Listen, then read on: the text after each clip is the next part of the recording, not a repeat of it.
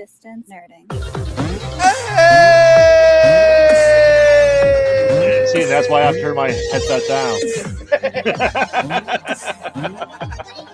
Ladies and gentlemen, welcome, ladies and gentlemen. It is another wonderful Thursday, and we have mixed up everything. That's right, ladies and gentlemen. You are now watching Distance Nerding, listening if you are listening on the podcast apps and all that kind of stuff. And yeah, you are now experiencing Distance Nerding. I am your boy, Yung Phil. He is the beard attached to the man that is Graveyard. And of course, he is the Jahmez 5000. And we're here to nerd together. You decided to mute your mic there, John? We're here to nerd together. Talking about anything pop culture, movies, news, music, food, wrestling, comics, Comic-Cons, whatever you're nerding out on, we want to talk about it. That's right. And of course, ladies and gentlemen, if you are watching on YouTube, as you should be, then of course you want to hit that subscribe button, listen on any podcast app, drop us a 5-star review. Of course, you can catch us on YouTube, Instagram, Facebook, Threads, TikTok, all at Distance Nerding. Ladies and gentlemen, we got merch. That's right. We got merch, people, and so can you. Head over to our website, www.streamlabs.com/distance-nerding/merch. Get you some of that sweet, sweet merch, guys. Now is the time. Why? Because we have dope-ass shirts. We have cool-ass things that you can get. We've got, like, mugs and memorabilia and, and cool stuff. Go and get that, guys. Again, that's www.streamlabs.com/distance-nerding/merch. Get in on that merch. Yes. That's right. Well, ladies and gentlemen, you have now stumbled onto the worst kept secret on all of the internet because everybody knows about us now. Everyone and their mothers. Ladies and gentlemen, you are now watching Distance Nerding.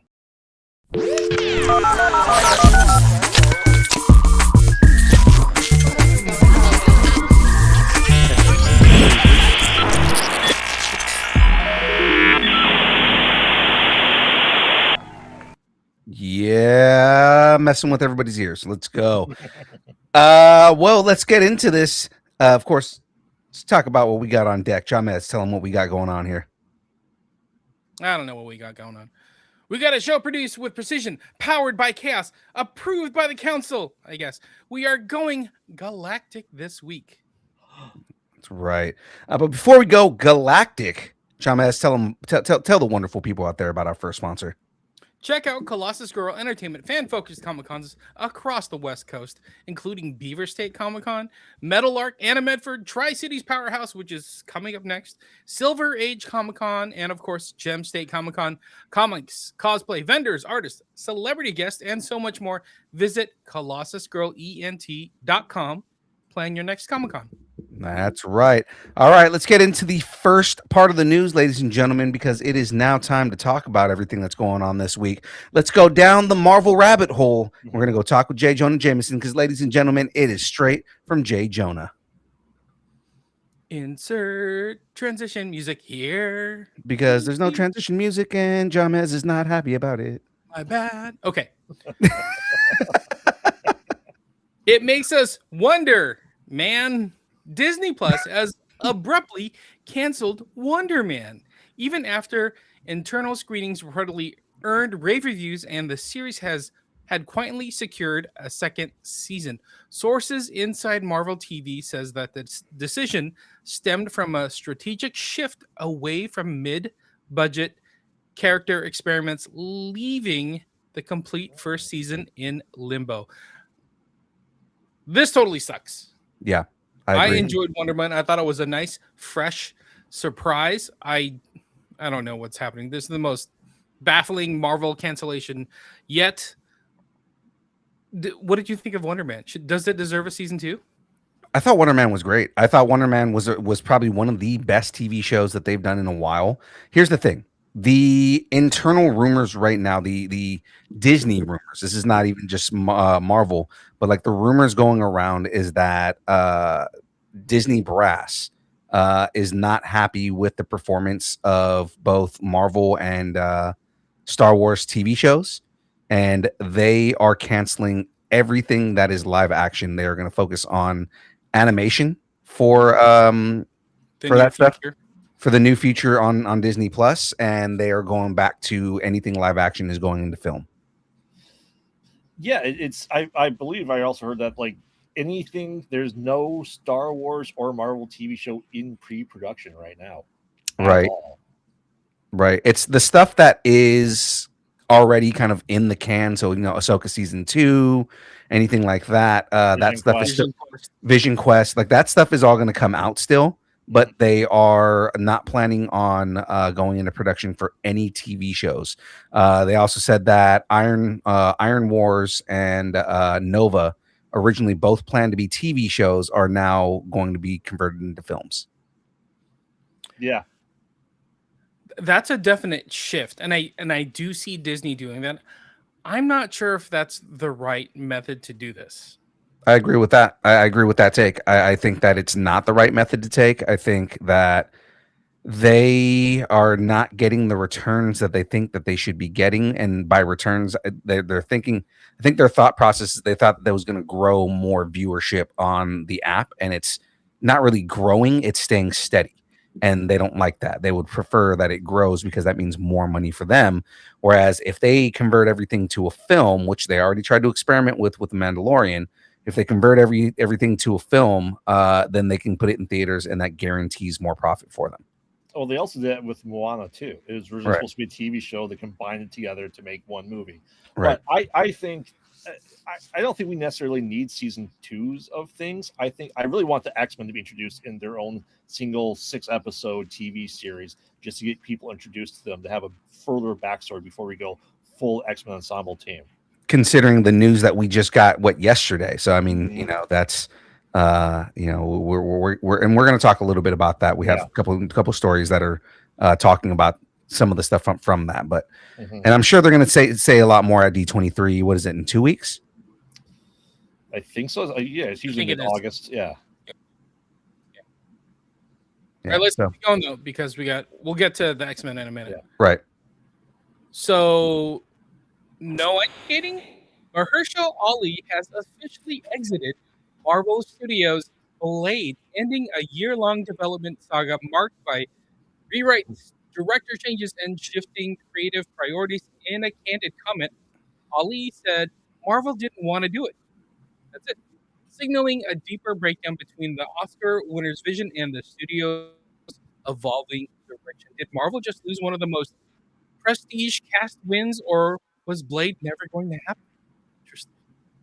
It's God, this is another one. So I don't know if you guys follow Black Twitter and everything that happens on there, but a lot of it is, there have been a lot of, hey, why is it that the Black properties are the ones that are getting canceled?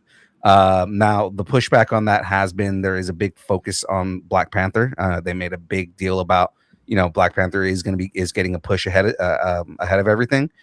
But like a lot of the properties that were good, that were Black led, are being completely turned down, or they weren't taken care of in the first place. Blade is something where there was so much hype behind it, and everybody was waiting for Mahershala Ali to be Blade, and Disney just kind of dragged their feet on it. They had multiple rewrites, they had multiple new directors come on, multiple I said rewrites just a second ago, but they had new scripts written multiple times, and I think Mahershala Ali just got dragged along for the ride, and kind of just after a while they were like, yeah, this is not happening, and he was like, I'm moving on to another project, so I'm not gonna stay on this if you guys are not gonna do the project. But I also think he was looking for the right story as well, and the combination of everything you said just caused that to be like the perfect storm of things that comes to play. And I think we can still see Blade in the Midnight Suns. I think if you're going to do a horror focused thing, we need to focus on horror. I agree. I think Midnight Suns is the perfect place. And if Midnight Suns does well, then you go back to Blade having his own solo film. Yeah. Mm-hmm. Agreed. Okay. This kind of ties into this next one. Okay, hear me out. Ghost Rider, the musical. A new industry rumor suggests Ryan Gosling could make his MCU debut as Ghost Rider sooner than expected, potentially through a cameo in an upcoming Phase 6 project. While unconfirmed, insiders say Marvel has been eager to lock down a marquee actor for the supernatural corner of the universe. Is Marvel teasing a slow burn introduction, or is this rumor just fan fuel?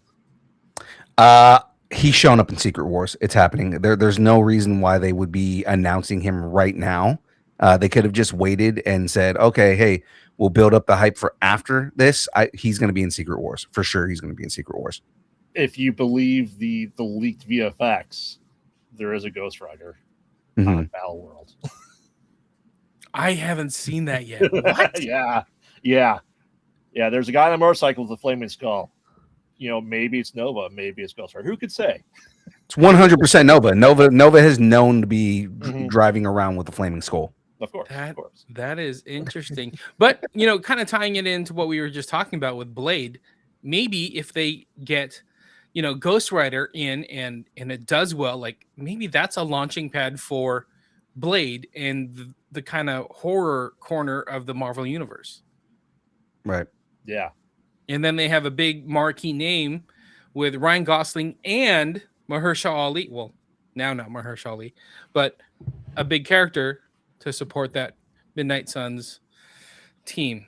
Right. And I mean, Grave, me and you've talked about this multiple times on the Thursday show, on today's show, and talked about, like, you know, if you get Ghost Rider, if you get Blade, and then on top of that, you know, different versions of the team, but you can do Werewolf by Night, you can do Moon Knight, you can do Man Thing's another character. Of course, you can do Doctor Strange. There's so many characters that have been a part of this team that you can link to this. How is it not the perfect introduction, Midnight Suns, to the new Wolverine? Ooh. And that's another good point. Is you know, when they do introduce the new Wolverine, it makes another like it makes sense. Yeah, because Midnight Suns, the video game, had Wolverine. They're building the hype, and with the Wolverine coming out September 19th. Yeah, interesting. I kind of like that. I kind of want to see what the X-Men look like first. But yeah, I hope they're the first class. First class, yes. So there are a lot of speculation. Again, we've got a story that we'll get to on this, and I'll speculate more on there. But there is a story that a lot of people are guessing is going to happen. It's going to be a reverse version of First Class, but it's based on one of the comics. We'll go over that. Yeah. Okay. Before we leave Ghost Rider news, or maybe a horror western, Marvel Studios has officially confirmed Ryan Gosling will portray Johnny Blaze in the upcoming Ghost Rider project, marking one of the studio's biggest casting swings in years. Early concept art reportedly leans into a gritty Americana aesthetic, positioning Blade as a haunted drifter rather than a traditional superhero. Is Gosling the perfect reinvention of Ghost Rider, or is Marvel risking another tonal gamble? I think it's smart, because here's the thing: is Ryan Gosling has been wanting to play Johnny Blaze for a long time. He said he would be willing to play different versions of him, but he wants to do Johnny Blaze because Johnny Blaze is his favorite version of Ghost Rider.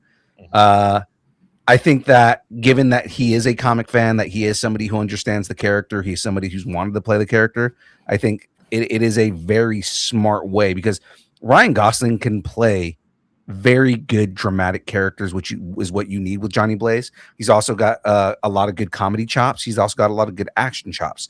There are so many aspects to Ryan Gosling's acting style that fits Johnny Blaze so well.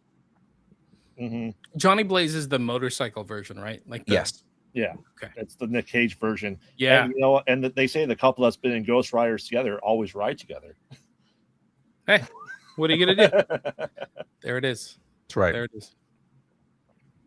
So I didn't know there was a leaked piece of Secret Wars for Ghost Rider. They've been filming Secret Wars, man. So I mean, there's different pieces of it that are already out there.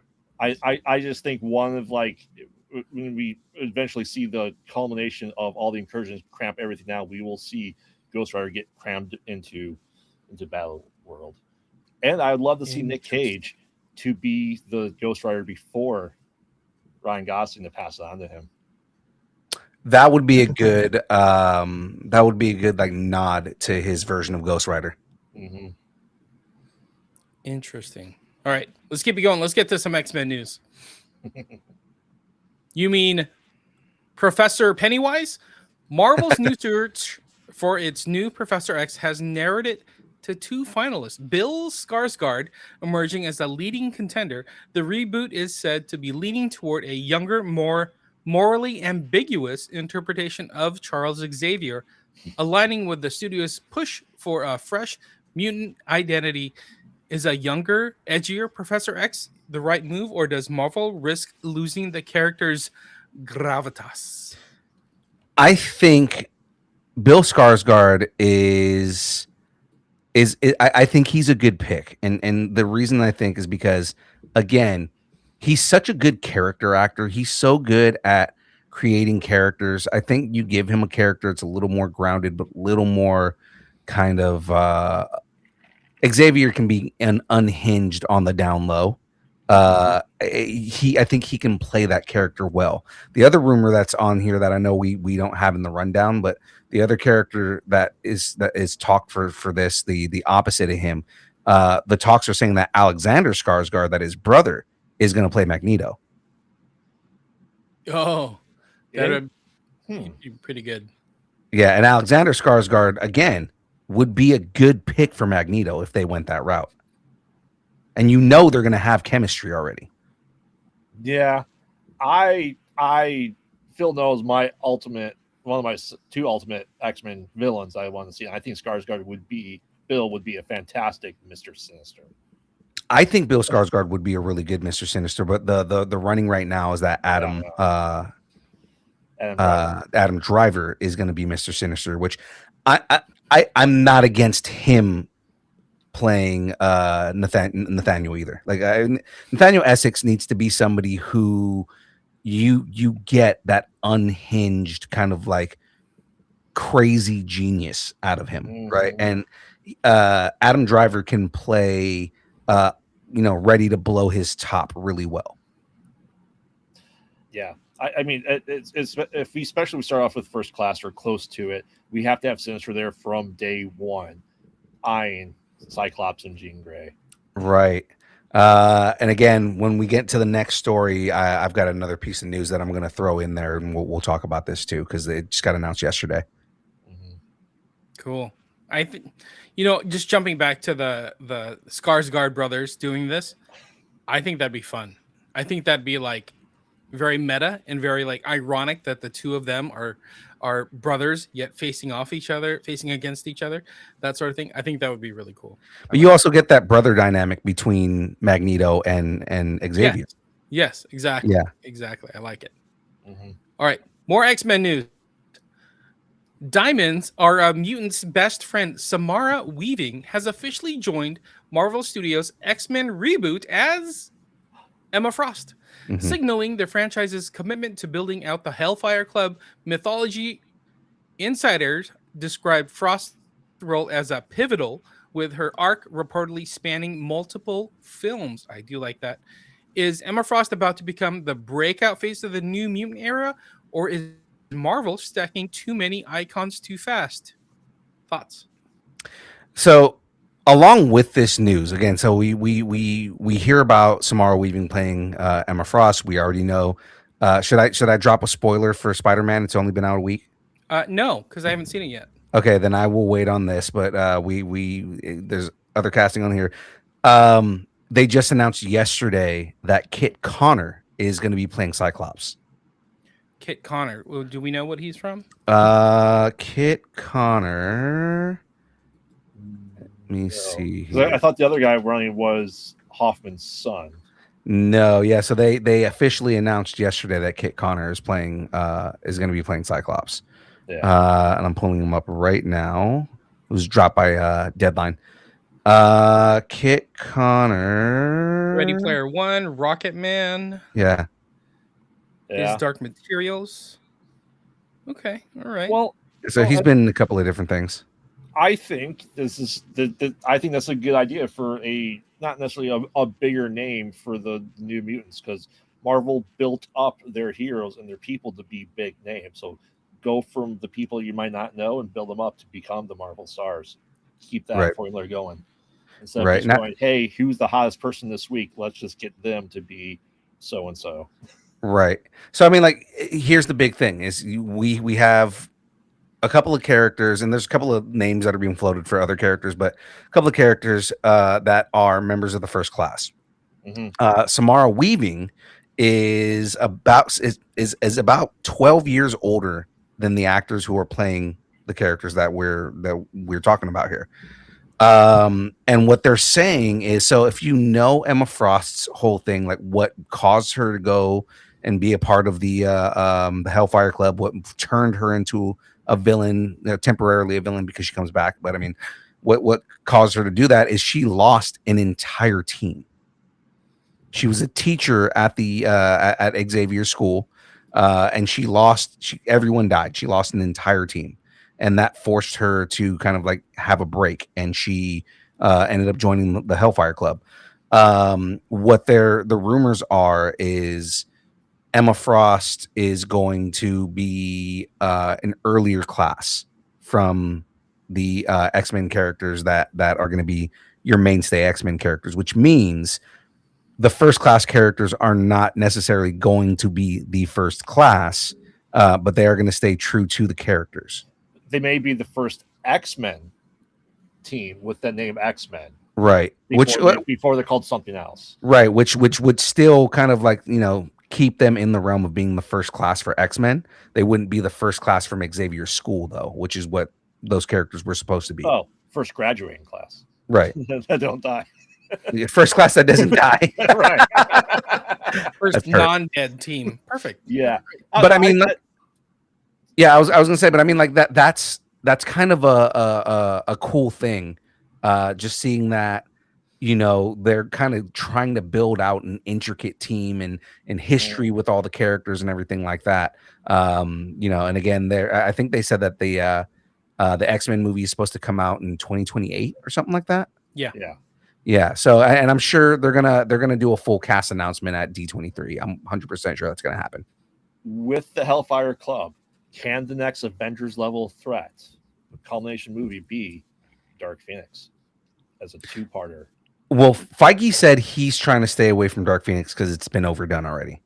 But hasn't been done at all properly, I think. No, well, that's the thing, is that it hasn't been done properly. But I mean, like, multiple film franchises of the X-Men have focused around the Dark Phoenix. So I think what he's trying to do is, hey, let's go away from that storyline and tell other stories, because there's so many other stories and we don't have to keep retreading over the Dark Phoenix storyline. Let's go tell other stories and then we'll revisit Dark Phoenix later. It's the same thing with James Gunn saying, I want to do the New Gods, but it was just done and I don't want to, the way he put it is he doesn't want to trample over Zack Snyder's characters that he just did. Yeah. I think 5 years, and that puts us at 2033. That's 10 years plus away from the Dark Phoenix, and I think that's good enough time for the next Avengers, X-Men. Yeah, it might give them time to build up where we know these characters now. Right. That's what we need, is like, we need to see, like Samara Weaving, we need to associate her with Emma Frost like we associate Hugh Jackman with Wolverine. Like, we need to have that kind of recognition. Like, I would rather that we get the Goblin Queen before we get Dark Phoenix. And then I mean, like, if we start telling these other stories, you start having these connections with the X-Men characters the same way that we have connections with the Avengers characters, then when Dark Phoenix happens, it becomes, for at least for generations that don't know about the Phoenix, it becomes that much more of a heartbreaking betrayal when she becomes what she becomes. Yeah. I just want to see her mentally destroy Magneto and Xavier to create Onslaught for this next phase. Have you seen Spider-Man yet? No. Okay. Stop talking about it. We're going to talk about it next, but I mean, let's just say they are setting her up already in a way that is she's going to be fucked. They're already showing she's going to be OP. If she's in the movie. We don't know that for sure. Most of us do. Movie's been out for a week. Damn you. Speaking All right. of, It's the most Spider-Man movie ever. Marvel Studios' Spider-Man Brand New Day has shattered global box office expectations with a massive 360 million opening weekend, marking the biggest debut in franchise history and one of the strongest launches for any superhero film to date, this is like double the amount that Mandalorian and Grogu did. Something Yeah. crazy. Analysts credit the film's blend of legacy characters and bold narrative pivots from driving repeat viewership across major markets. Is Brand New Day the new gold standard for superhero openings, or is this just a perfect storm launch? What say you, Mr. I've seen this? I would say it's a combination of both. It does set a new precedent for superhero movies just because it's more they're maintaining a standard that Marvel used to have, that it used to be, the excellence in the film took precedence. It had a good story. It had they didn't skip over anything or anything like that. They told a very compelling heart driven story. And it's very good. Now the action scenes stand out even more because Jackie Chan's team did all the choreography for it. So the fight scenes are just that much cooler than they would have been otherwise. Guys that know how to do wire work doing Spider-Man work is just amazing. And apparently I saw a video this morning of Jackie Chan wasn't in it, and he didn't do any of the choreography, but he came by set to check on the team, and a lot of the actors freaked out because they were like, "Oh my god, it's Jackie Chan! He's a legend." That's awesome. Yeah, I hope this really shows that there's part of me that kind of wants Spider-Man to fail as a film, so then Marvel can just buy him back and have a bigger playground with him. Well, Sony announced I think yesterday or the day before something we already knew, but they're canceling all of the side films that they were doing. You want to call them films? Yeah, I mean they're films. They're just not good films, but they're films. They're canceling all the side films that they're doing. They want to focus on the larger narrative of Spider-Man working with Disney. So it's like, okay, cool. You guys are finally doing what you should have done in the first place, and just sitting back and letting Disney do their thing. Yeah, Spider-Man has a huge rogues gallery that always has this, and I think I know the characters that are in the film, and you'll be able to have that toy box with your Hulks in there, and you're able to see what Spider-Man can do with other characters versus being just by himself. Right. That's awesome. Yeah, it's interesting. This has been such an up and down roller coaster year for movies. Mm-hmm. Like, we'll have movies that either gangbusters or movies that completely tank.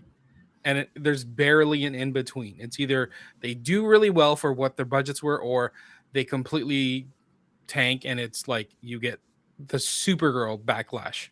So I think it's good that Spider-Man doing really well, and it says a lot that there's still a ton of interest in Marvel. Yeah. Did you see what Brian Beller said on Facebook? No, what did Boca Beller say? Boca specifically said he's tired of hearing Spider-Man. We need to stop talking about Marvel. Give Marvel a rest. And James's buddy Boca is very, very vocal, and he's a high level hater.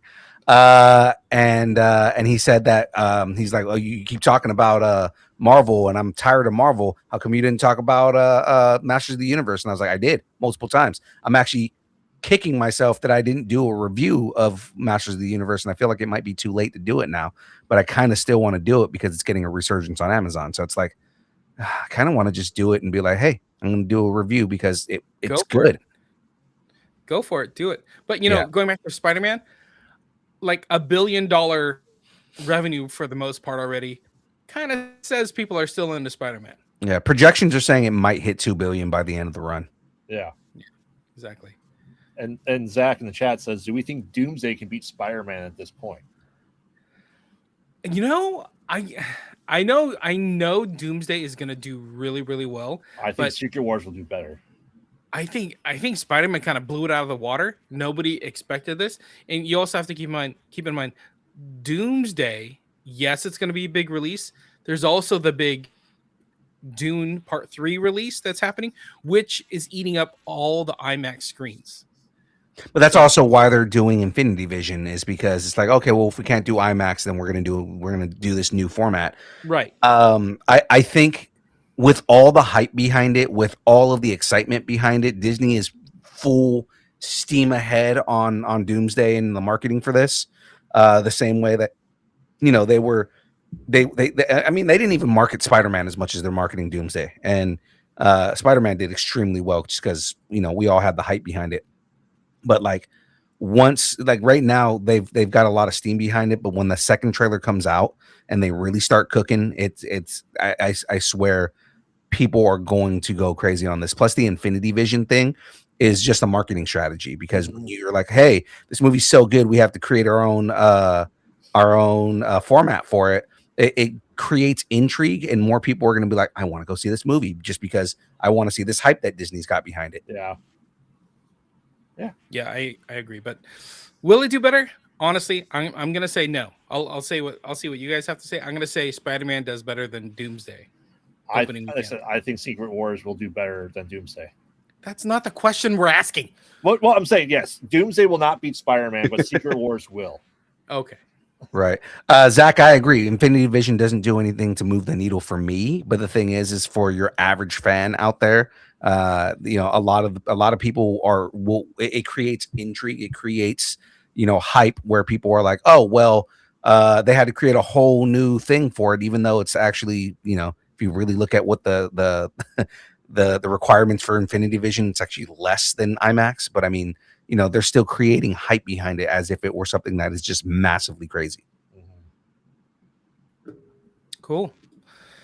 I think that was my last Marvel story. Yes. Yes, sir. So let's jump back on here and let's get into the next segment here. Ladies and gentlemen, it's time to talk DC because we're watching The Watchtower.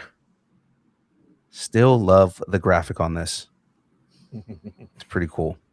It would only be better if it had music. Would it though?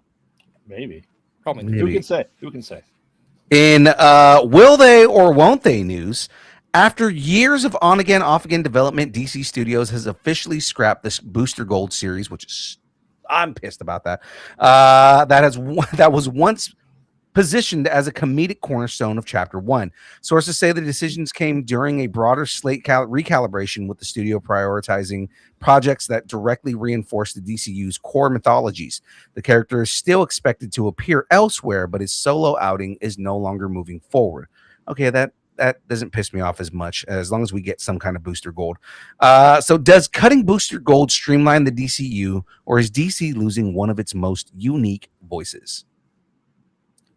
I think we're losing out because Booster Gold really hasn't been touched. Yeah, we've seen him in some like DC animation, but he's such one of those characters, like kind of like the Guardians of the Galaxy, where like it's a tragedy and we're watching this tragic story kind of playing out, and all the weaknesses of somebody kind of taking over and seeing what happens, but in a superhero point of view. I really wanted to see Booster Gold happen. Yeah.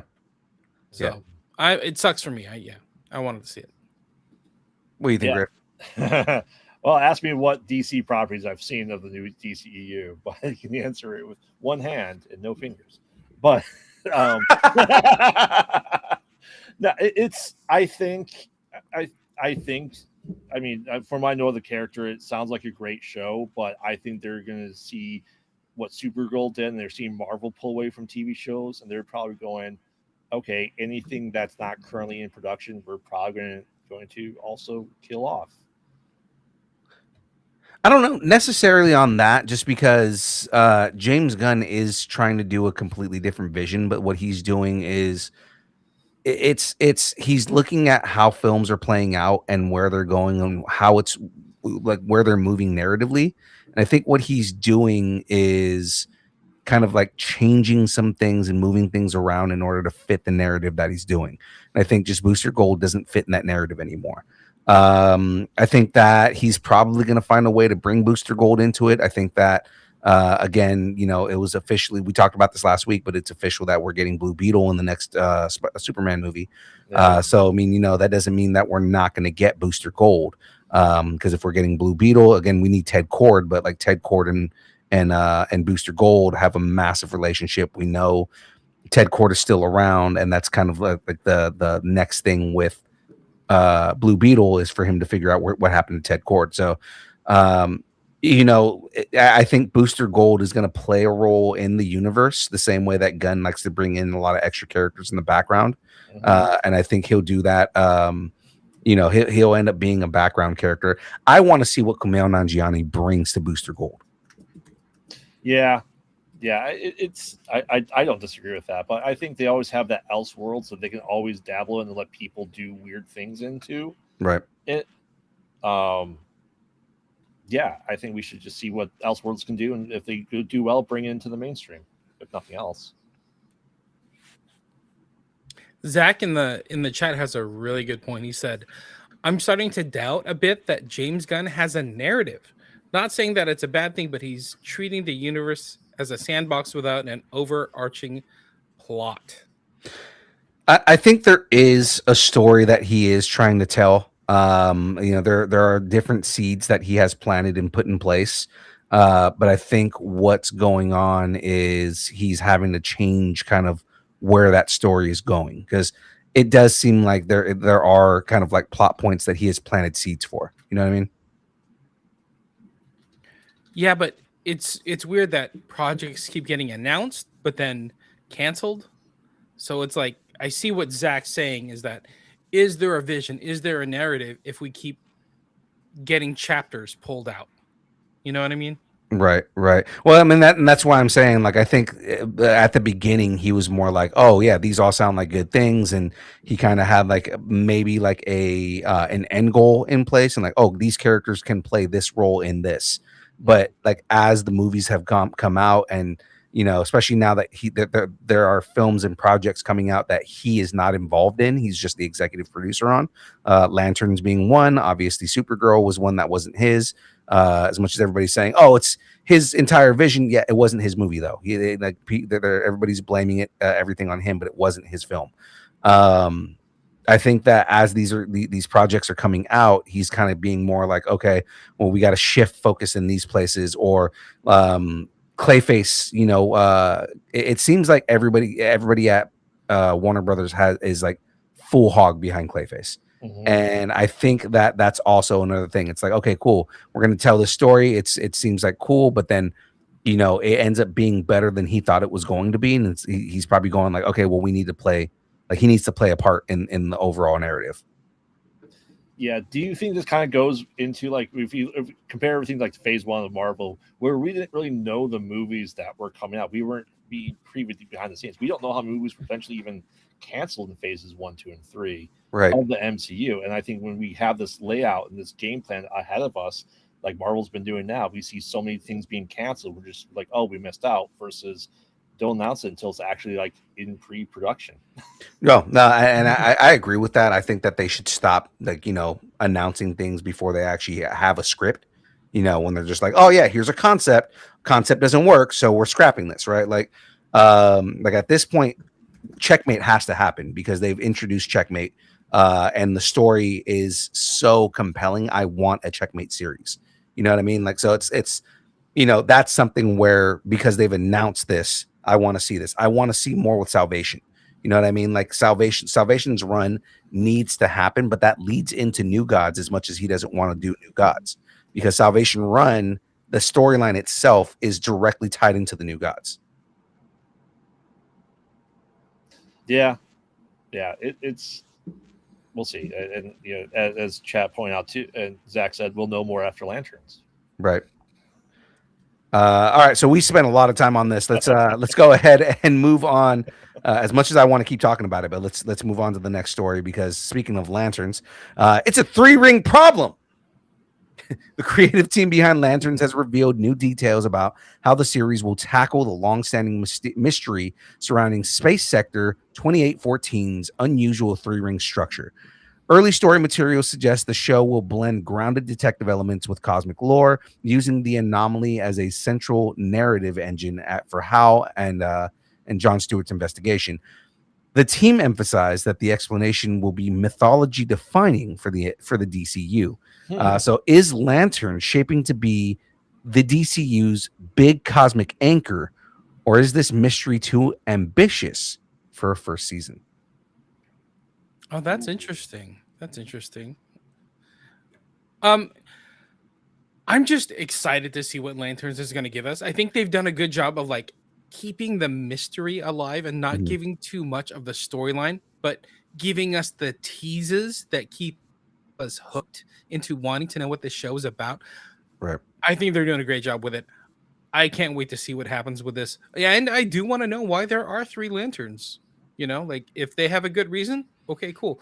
But what does that mean for the future and the other lanterns? I know we end up talking about Kyle Rayner every week, but I think that means it's going to be farther off where we might not see other lanterns from Earth or Sector, you know, what is it, 2814?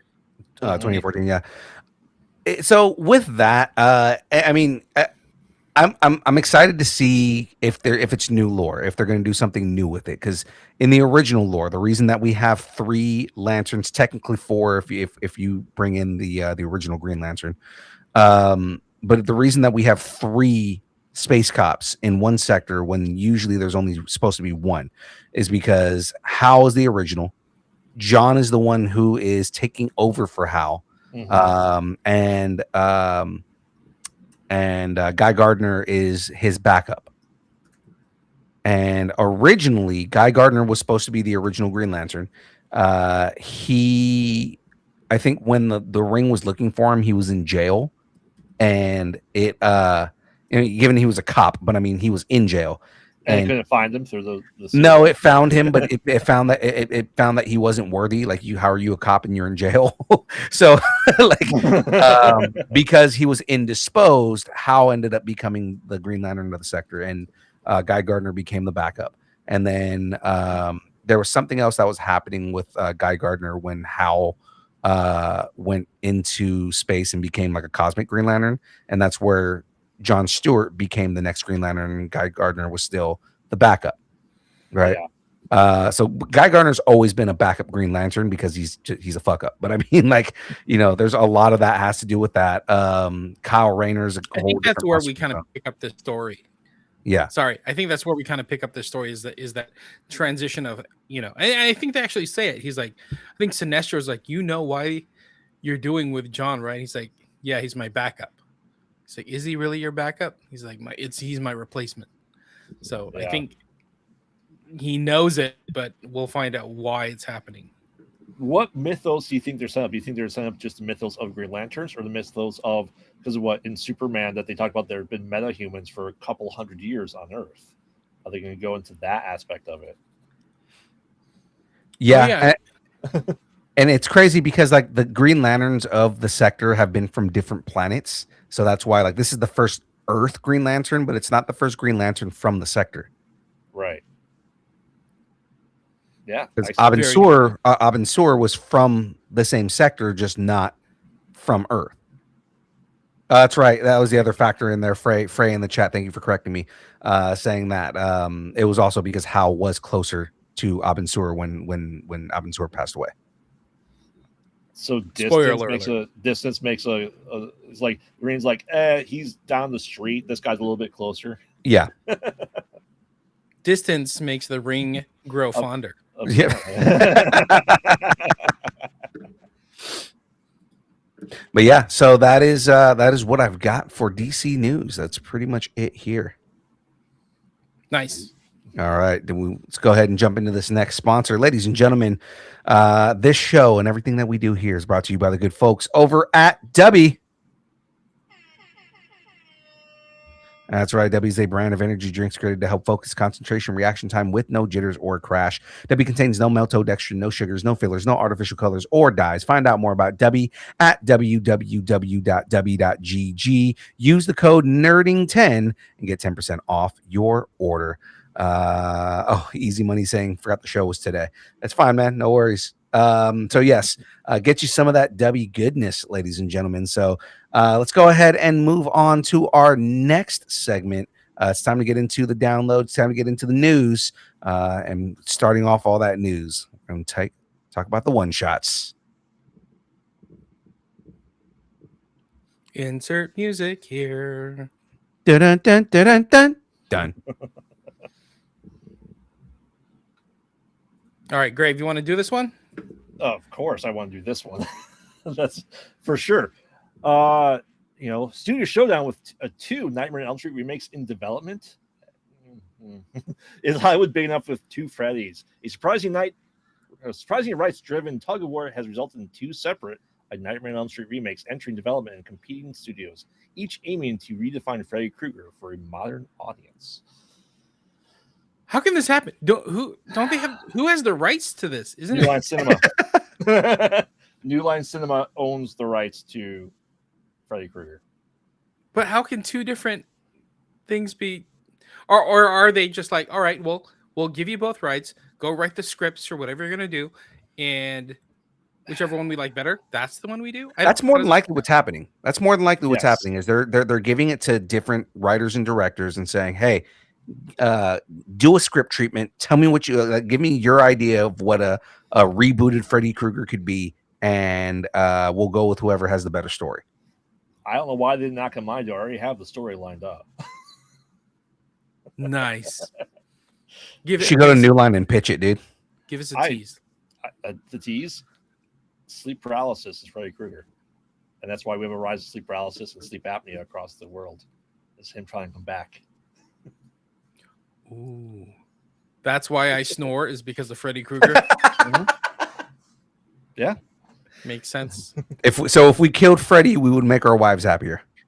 Oh, he comes back. And I think that's what they can also look at, because Freddy Krueger is in the lore, not getting too deep into it, is a dream demon that is an ancient deity that just happens to take the figure of Freddy Krueger.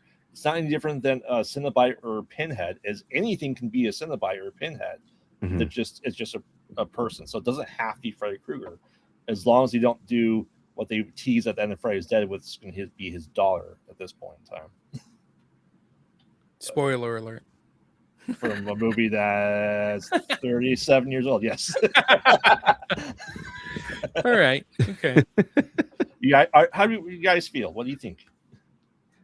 Well, you know what?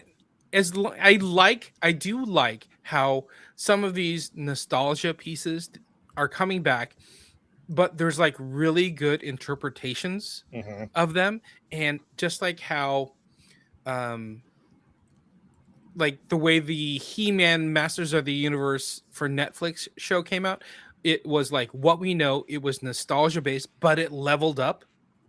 That's what I want these projects, these reboots to be like. Take what we know about it and level it up. Raise the stakes instead of just churning something else, a carbon copy, a Xerox of it out. Mm-hmm. I kind of agree with that. Like my whole thing with this is I want something that acknowledges the lore, that acknowledges what's there, but not necessarily, kind of doing something campy and silly and dumb, but like, okay, let's reinterpret and let's do something that evokes the feelings from the movie in 1979. You know what I mean? Like you get that kind of feeling from the first Nightmare on Elm Street, but at the same time, like he's a threat again. He has like the quips and everything like that, but he's also a threat again, rather than just kind of being, kind of a silly campy monster. Yeah. As long as they don't go back to the room where this is where Freddy did let's bone. That was horrible in 2010. Well, yeah, okay. So like again, things like that, like dumb, hey, like goon bait stuff, like oh yeah, we want to put like a unnecessary boob scene, which again, boobs are fine, but I mean, like if it doesn't help add to the narrative and it's just gratuitously there for no reason, just exit. You know, like give it if you're learning anything from all the horror movies that have been coming out in the last 2 years, where they're focusing on extremely well done, well told stories that happen to have these gruesome monsters in it, whether it's gruesome in the way that like the evils of humanity, or gruesome in the way of it being a monster. You know what I mean? Like do something where you are adding to the lore of Freddy Krueger in a way that is not completely a joke, but also makes Freddy that credible threat all over again. And that makes us want to go to the theaters and say, oh my God, like it solidifies how much I love Freddy Krueger as a character. That's what I want. I want a movie that makes me feel that I am not, my love for the character is not misplaced. Yeah, Freddy needs to get his groove back. He really does. That's the name of the reboot. You know, just like Camp Crystal Lake, the show seems like it's going to be something that takes his origin a little more seriously, and that's kind of like, I mean, hopefully it does. If they go overly campy with it, it'll kind of piss me off. But I mean, it seems like what they're doing is trying to tell a more serious, sinister story with it. And again, you look at what Zach Cregger's been doing, right? You look at what a lot of these directors, what they've been doing with their films, and taking serious takes on horror and making them very cinematic movies. I want a new Freddy Krueger to be in that vein. Yeah. Great. Sure. This is kind of a perfect question for you. What is your take on the whole reboot situation of these horror classics? Like, what's your opinion on Evil Dead Burn? Evil Dead Burn was the worst Evil Dead movie of them all. Okay, well, great. Here we go with the reboots.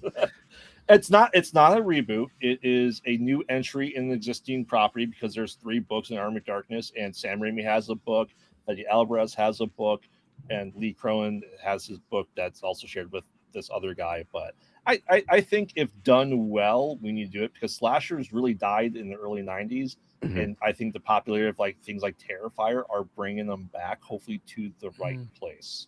Mm-hmm. Nice. I like it. All right.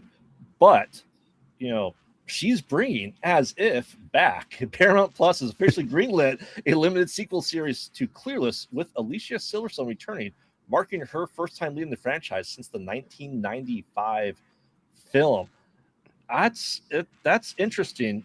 Do you think, since technically we had characters cross over from the movie into the TV show, that they'll acknowledge that TV show?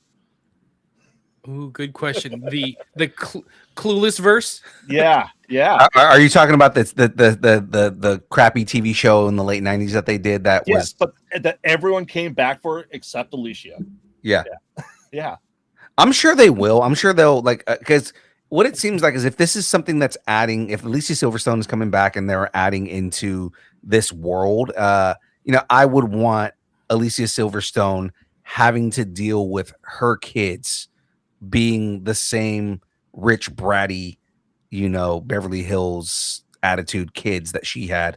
And her growing as a character over time and being like, oh my God, this is what I was like when I was a kid. It's kind of like adding to the coming of age story that we have out there, but it's her growing up and dealing with the consequences of her actions as a kid. Yeah, I think that would be good. I kind of want to see what they do with that. I do like that Alicia Silverstone is back. I don't like when they do kind of a continuation or a reboot without some kind of connection to the original. I feel like I feel like it's kind of lifeless when that happens. So, that says a lot when she's on board to come back. So that's good. Well, it's good because she's been making her comeback throughout the past couple of years in horror. And now she's coming back to really what made her famous. Right. Comedy. Yep.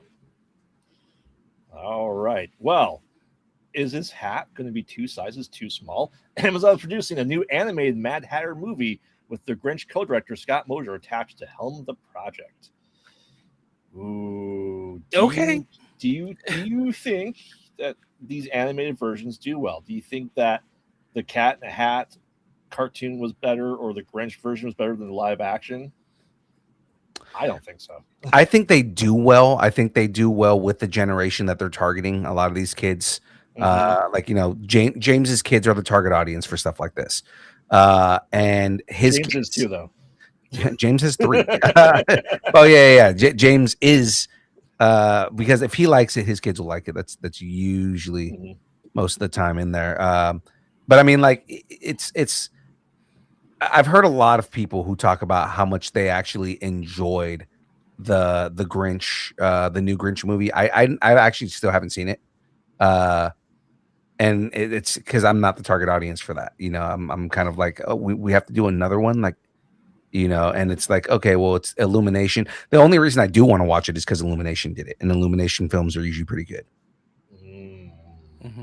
But I also think this is a little bit of an IP grab for Amazon to be like, okay, what can we do? What can we produce that will be for kids, but will also connect to adults? Like where we can have some built-in, like, oh, I know what that is. Have you ever seen Alice in Wonderland? Let's watch it. I think there's going to be a lot of that happening of IPs that we kind of know, but aren't quite Disney. And then studios like Amazon or Illumination will start pumping a bunch of that stuff out. It's going to be interesting to see what they do. Like they're going to probably tell us a story within that universe. It's one that Disney doesn't have their hands in because it's Amazon. And it's going to be interesting to see what they do with the Mad Hatter. Because if it's a animated movie about just the Mad Hatter, is it him before he meets Alice? Is it him after, he meets Alice and stuff like that? Like, is the March Hare going to be in it? Like, how's the story going to play out? You know what I mean? Oh, I just envision them taking the wrong message from the live action Alice in Wonderlands, and it's going to be Johnny Depp's Mad Hatter-esque. Those movies were about the Mad Hatter. Let's face it. Yeah. They were very much about the Mad Hatter. Yeah, you're right. I definitely could see that them leaning into that. But I think is that a Disney property still? Yeah. That was still Disney. Disney. So we'll see. Yeah, we'll see how it goes. We'll see. I don't know when is Alice in Wonderland in public domain. I think it already is. I think it is now. I'll look it up. I think it's been in public domain for a while.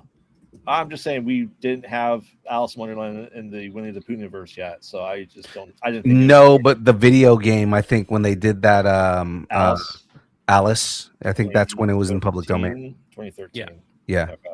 Yeah, it is. So the original book, Alice Adventures in Wonderland, written by Lewis Carroll in 1865, and it's like in full public domain. Yeah, so that would have been 1965 when it went into public domain. It's 100 years after the original publish. So what you're saying is I can make a Mad Hatter movie.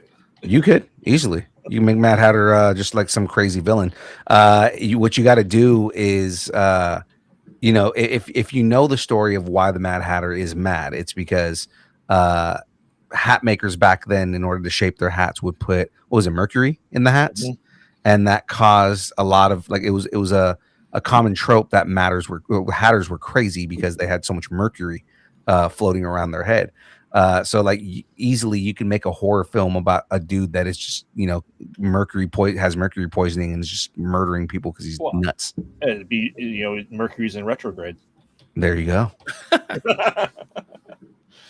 But yeah, speaking of video games, who's your god now? Amazon's God of War adaptation may undergo a major casting shift as Dave Bautista talks to take over the role of Kratos, replacing Ryan Hurst, who had the severe injury while filming season 1. Absolutely crazy. So he tore a bicep, which I just found out. There was another actor towards the end of filming a more recent film also tore his bicep. I'm trying to remember who it was. It'll come to me later, but Ryan Hurst tore a bicep in the middle of filming. That fucking sucks. Yeah. And Amazon was just like, yeah, we can't wait to until that heals, because it takes 6 months to a year to heal that. So they were like, yeah, no, so we're gonna recast. Dave Bautista is a good pick for that, mainly because Dave Bautista, what movie did he just do where he just bulked up? That he bulked down. Well, so he's lost a bunch of weight, but he just did another film recently where he had to bulk back up again. Was that the one with like the Badlands? I don't think it was. I was reading something where they were talking about how Dave Bautista just bulked back up for another role, so he's back to being like muscular Dave Bautista, and it's like just in time for him to play Kratos. Interesting. I don't know. Hey, Sorry, go ahead. I was just gonna chime in. Were you thinking of Chris Evans? No. From Civil War? Oh, okay. Never mind then. Here's the thing about Kratos, though. If you look at the original games, he was like Black Panther fit, not bulky like Captain America. He was always pretty lean because he was a Spartan, but he wasn't hugely jacked at all. And I see you say, well, I'm saying Triple H literally looks the part, but I'm sorry, I love Triple H is too old. Well, Dave Bautista's about the same age. Probably older, yeah. Okay, so it's saying he just that's what it was, Highlander. Okay. Because he played the Kurgan in Highlander. So they're saying that he just bulked up to play the Kurgan in Highlander. And he's coming fresh off of that to go and do Kratos. I don't know. I have mixed feelings because I love God of War and I don't want to get the Halo TV show treatment. Yeah. Yeah. It's and especially as they have Atreus in this, that it's going to be the older immortal god. So I think maybe if Dave Bautista played an older version of him, but if we got the 20-year-old Spartan, I think that'd been better. It's pretty good. I like that. I like it. I'm open to it. I mean, Dave Bautista's, part Filipino, so he definitely gets my vote. But if he doesn't get it, I'm just interested to see the story. He actually he's somebody who identifies as being Filipino. Yeah. So do you sometimes. So it's all good when there's food around. Exactly. I become hella Pinoy.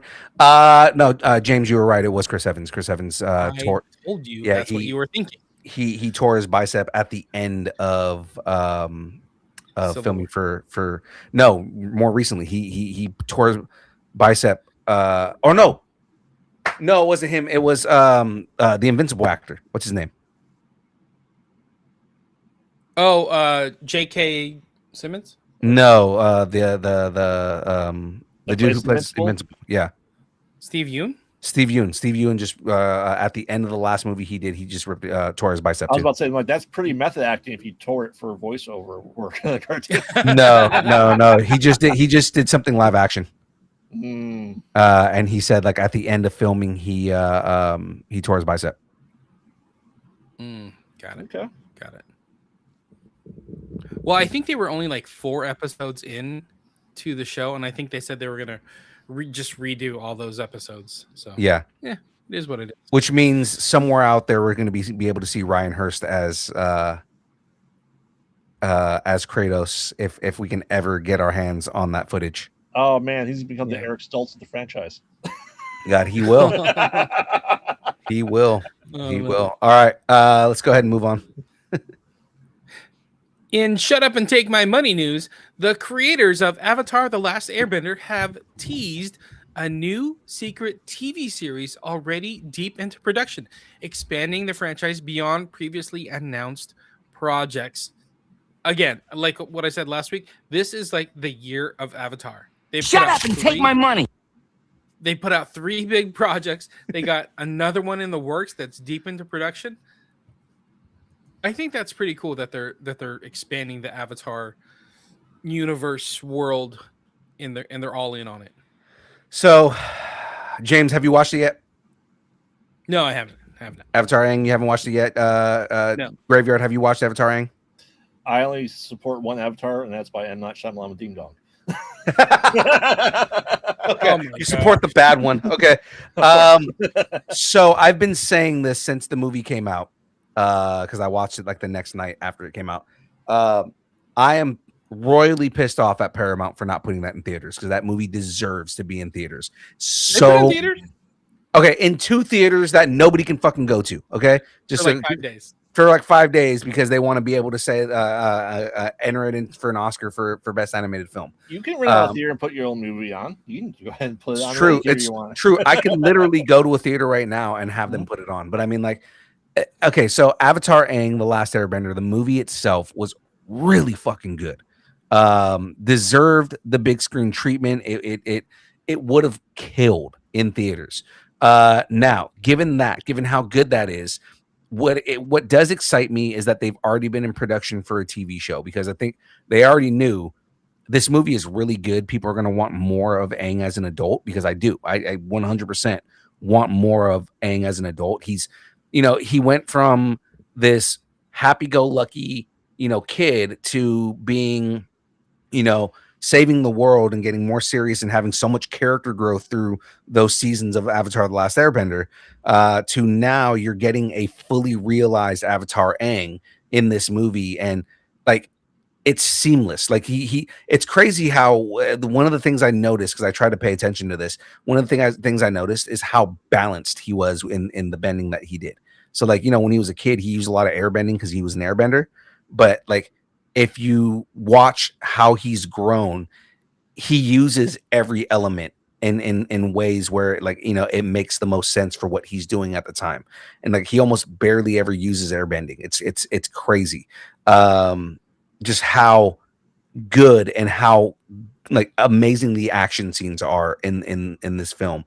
I want to see more of that because it felt more anime than the original. Felt even more anime than the original.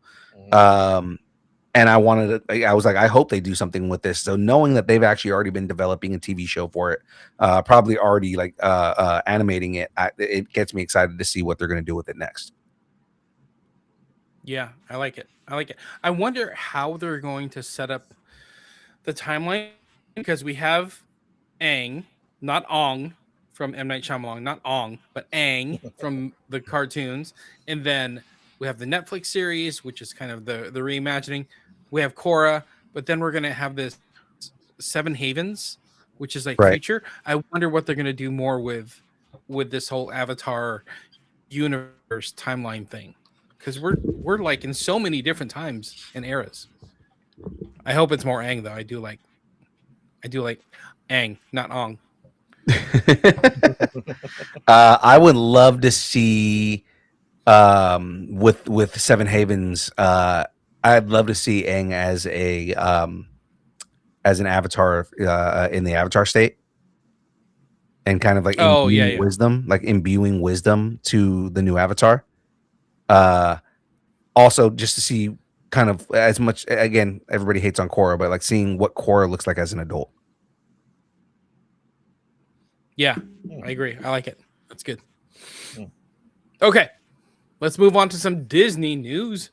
Yeah. The real question is, how's my hair? How's my hair, guys? Good as always. I know. I just wanted to hear it.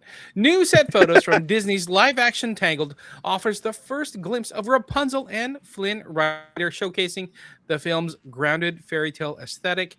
How do you feel about these animated movies becoming live-action? Disney's kind of reusing the same, rehashing their stories over and over.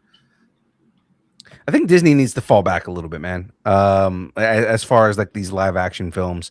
I know you're not going to like this, James, but Moana did not do well.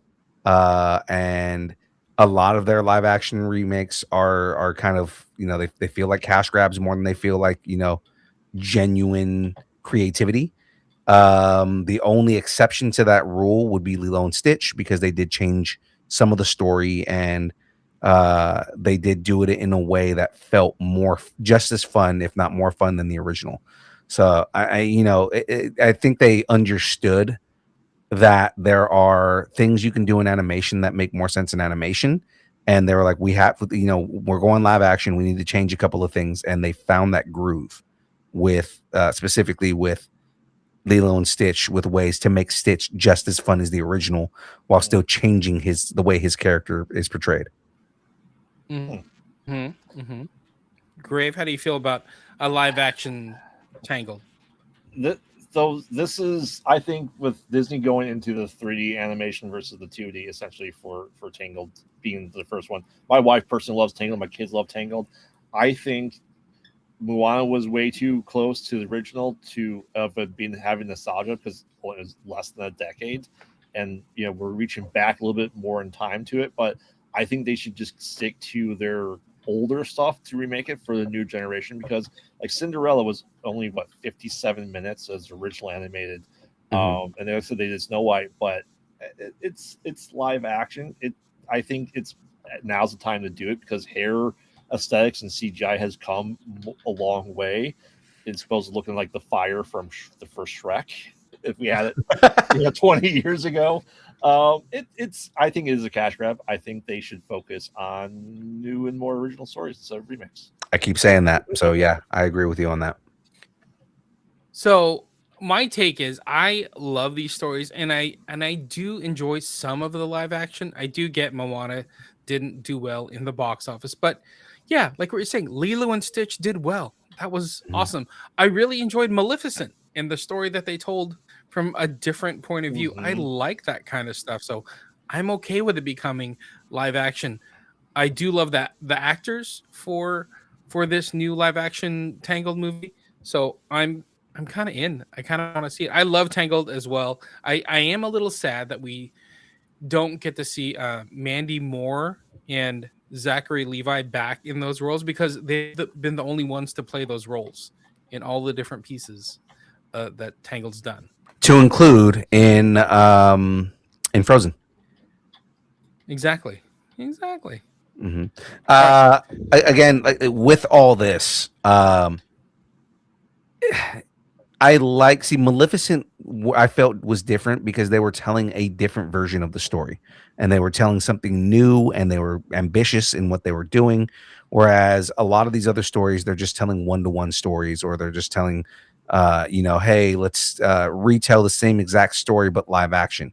I feel like the way you succeed with this, like truly succeed with this, is doing something different. And that's where, again, me and Grave were just talking about doing something creatively outside the box that is something that is just more creative versus, hey, we don't know what to do, so let's just go and remake a movie that's already a movie.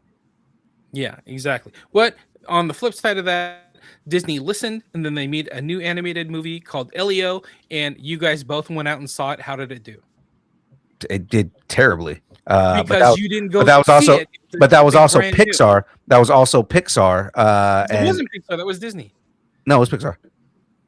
Your face is Pixar. I looked at. I double checked it. It was Pixar. And what sucks about that is Disney also did zero promotion for it. I remember seeing the trailer and getting excited for it, and then never hearing about it again. Disney did no promotion for it, so it's kind of like, at the same time, how are we supposed to go out and go see this movie when Disney's not promoting it? Disney is not saying anything about it, and they're like, we barely even knew that the movie was in theaters. Yep, and that's a fail on Disney's side. They did try to do something new. They did, but at the same time, they didn't promote it. So how are we supposed to know that the movie's in theaters? Wish, they did. Wish was something new. Come on. Again, they barely promoted it. Just give me a live action Fox and the Hound, you cowards. Yeah. There you go. You need the pissed off racist dog. There we go. Okay, one more Disney story. Do the face. Do the face. Disney is reportedly trying to bring Macaulay Culkin back for a new Home Alone reboot, with discussions focused on how to integrate him into a modern storyline. Again, another reboot. Can we reboot Home Alone? Is that okay? I'm okay with the reboot if the story makes sense. Again, I don't want soulless cash grabs. I don't want, hey, we've got Macaulay Culkin, let's do another Home Alone. But why? Is there a story there that makes sense and makes me want to go watch that movie, or is it just on name brand alone? Is it, Macaulay Culkin is doing another Home Alone, you have to go to the theaters to see Macaulay Culkin doing another Home Alone? It's more story probably than 3, 4, 5, and 6. Oh God. Because the first two movies were the only ones that mattered. Again, like the other movies were just other kids trying to do the same thing as like, this is Macaulay Culkin's character. But like, I think number 3 was still Kevin McAllister, but just a different. Oh God, was he still Kevin McAllister? Yes. That's terrible. Yeah, so Kevin McAllister's been there, and I think Buzz actually came back for a couple of those as Buzz. No. Again, if they're gonna do this, this is one of those stories where I don't mind it being I don't mind them doing the Halloween treatment and saying, let's go ahead and get rid of all the movies in between, and now this movie is the third movie. But if they do that again, it needs to have a story that makes sense. It needs to be Kevin McAllister, is a careful dad, and is like, yeah, my parents left me home alone a couple times, I would never do that, and then he does it. Something along those lines. But I think they're starting with, can we get Macaulay Culkin? Because again, we need that legacy attached to this type of film. Yeah, I think they missed their boat, especially with both of his parents from the movies. Now the actors being dead. Yeah. Again, it needs to make sense. That's the whole thing. Is if they are going to reboot the franchise, the story needs to be something that it falls in line with the rest of the story that's there, and it needs to be something that is good enough and not just phoning it in to try and cash grab on. We've got Macaulay Culkin doing Home Alone again. What he could do is he gets left home alone, goes into the attic, and finds his dad's old battle plans. Oh, dude. Yeah, like Macaulay Culkin's son. Yeah. Finds Macaulay Culkin's things, and then like oh my God, if you got the original fucking Sticky Bandits to come in, that'd be so great. Yeah. See, Disney, call me. I can write the story. There you go. Because both of them are still alive. Both of them are still acting. Yeah. By the way, in the chat, Natavo says Home Alone 3 was terrible. That's the first time I've ever seen Matt say he hated something. First time ever. Now you know it's bad. So now you know it's bad. There you go. Okay, I think that was my last Disney. Yes. I think so. So that means we are on to our last sponsor, John. Actually, Graveyard, do you have it in front of you? Could you read the last sponsor plug, or you want James to do it? Do I have it in front of me? I do not have it in front of me. It's under the outline. Is it? Let's see here. Yeah. All right. So Distance Learning is part of the Geek Freaks Network. Woohoo! Discovering your latest binge, debating casting choices, and still not over the plot twist. The Geek Freaks Network has got you covered. Your fandom, your community, your people. Geek out your way. Check out the Geek Freaks Network at gfpods.com. You're a wizard, Harry. All right. Well, let's go ahead and move on.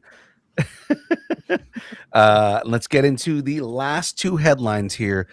So both of our last two headlines are going to be Star Wars stories. So let's jump into this.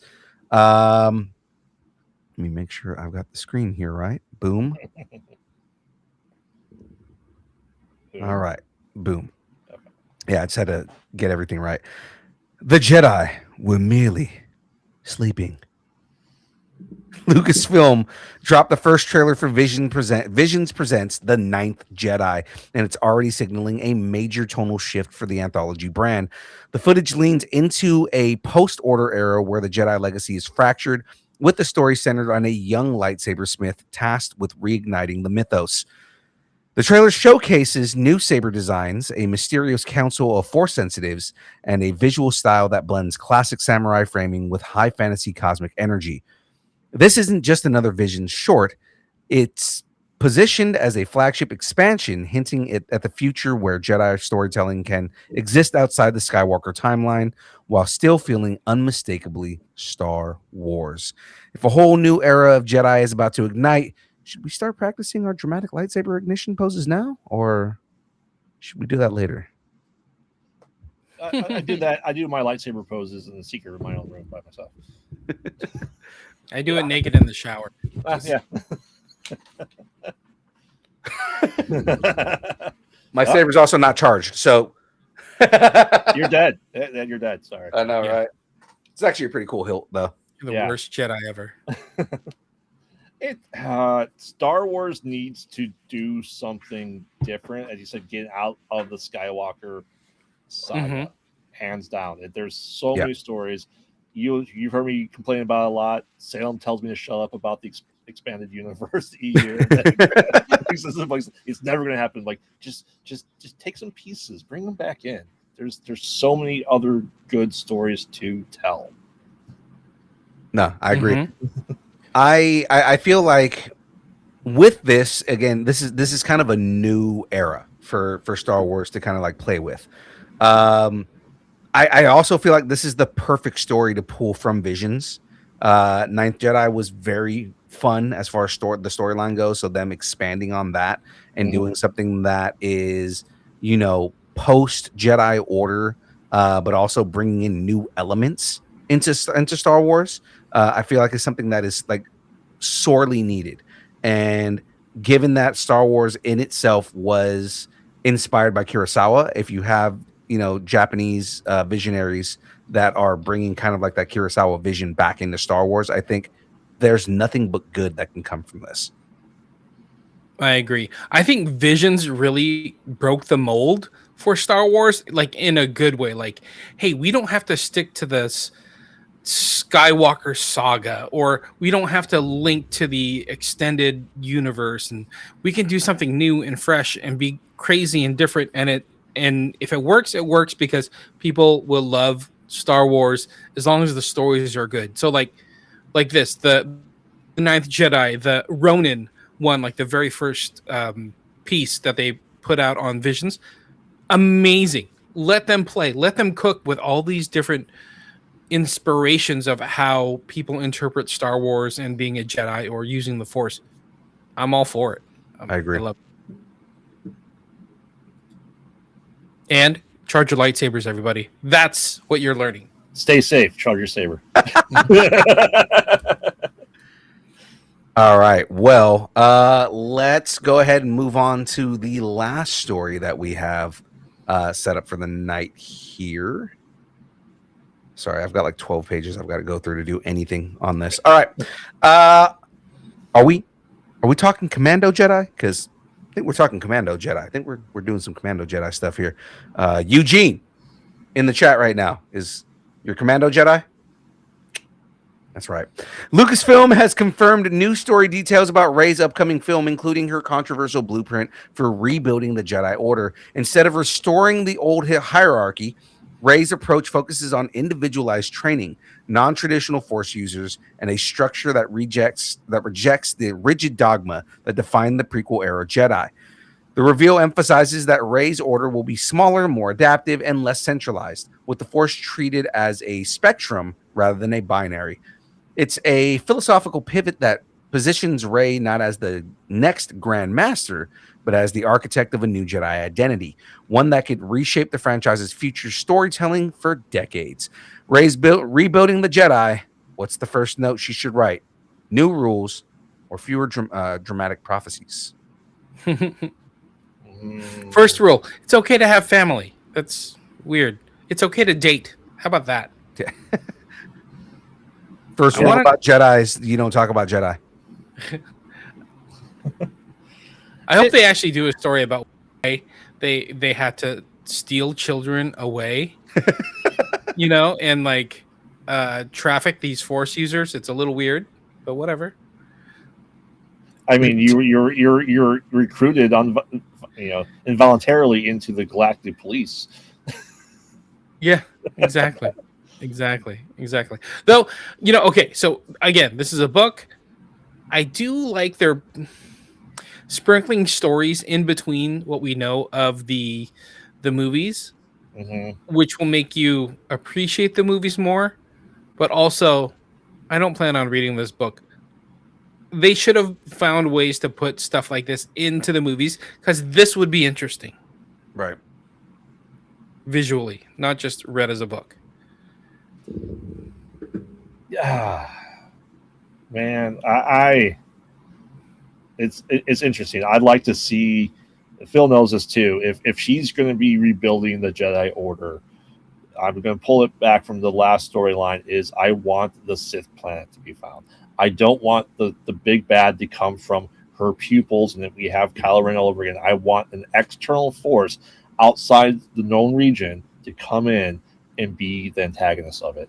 Even bring the Vong into it as well. Why not? The Yuzon Vong would be cool. Yeah, and I would love to see the Yuzon Vong into the storyline, but I don't know. There's a couple of different like characters and villains that you could bring in that would be really fun in all this. Yeah, I don't know. There's a lot of potential for what they could do with all this. yeah. We need to see what happens because we've only gone in Star Wars media only 130-ish years past the Skywalker saga with Cade Skywalker, and I'm still waiting for James Mangold's 10,000 years before, so no character we know can ever show up in that. Yeah, that's a good point. That's a really good point. I hate when they put out these books that are like really good band-aids for in between the movies, and you're like, why wasn't I visually shown this?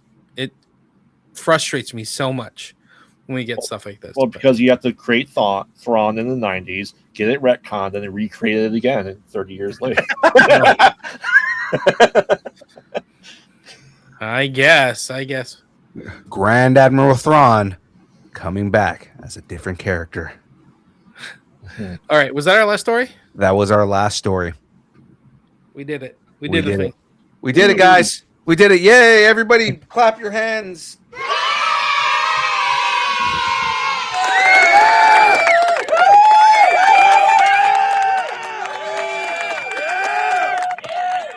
Move along.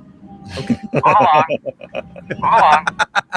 All right, well, ladies and gentlemen, let's talk about our schedule. That's right. Our schedule typically would be Tuesday nights.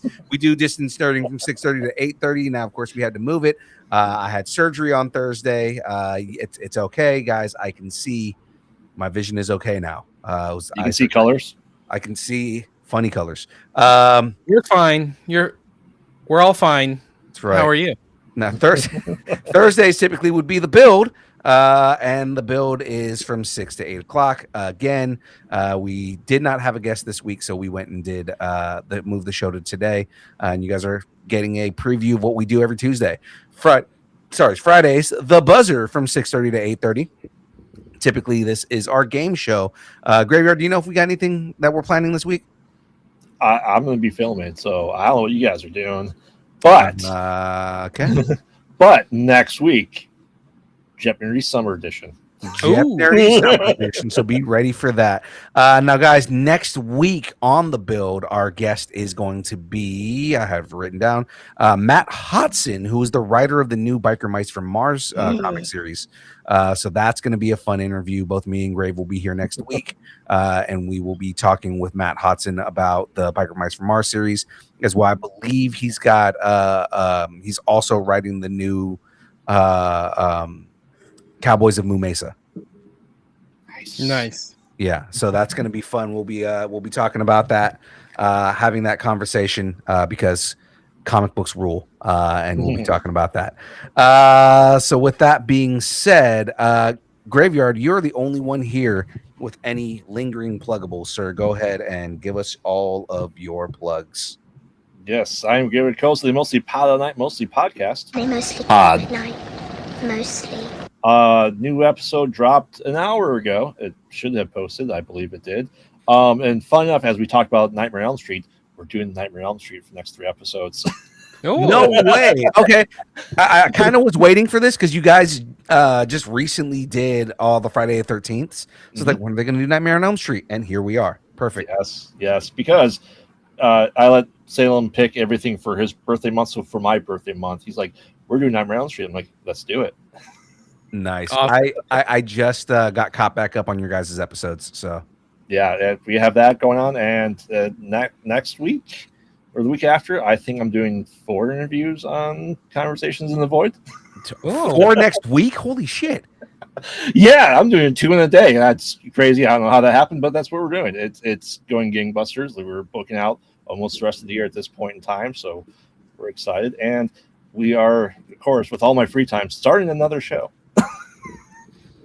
We are going to use bookstores and find the worst sci-fi cover books that we possibly can for stories we don't know for $1 or $2, and we're going to be reviewing sci-fi books. Oh, I can't wait for that. That is a fever dream of They Mostly Pot Out at Night. I'm so excited to hear you guys review bad sci-fi books. we each picked out 3 books, and I have Eric Ruiz working on the cover. I'm like, all right, it's an astronaut in space, but looks really, really bad 70s sci-fi book cover. That's so good. Perfect place for you to plug that, because I'm so excited to Real quick, to hear this. what is the YouTube channel? It's at Pod Out at Night. Pod Out at Night, yes. And the new show will be Whispers from the Deep. But also on way to yes. way to repurpose that name. Yeah. He had another show planned for that never worked out. So it's like a way to repurpose that. That's great. I love it. That is awesome, man. I'm so happy to hear that. So, of course, ladies and gentlemen, if you would like to join the taco party, you can head over to distancenerding.com. Join the taco party, of course.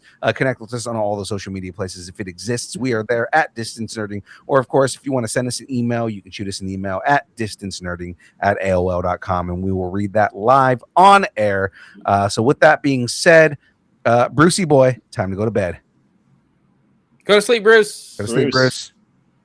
Oh, you here? We're telling Sandra just got here when we're talking. James, take us home, bud. Thanks, and keep nerding together, everybody. That's right. We will catch everybody on either tomorrow or more than likely on Tuesday. Peace. Bye. Distance Nerding.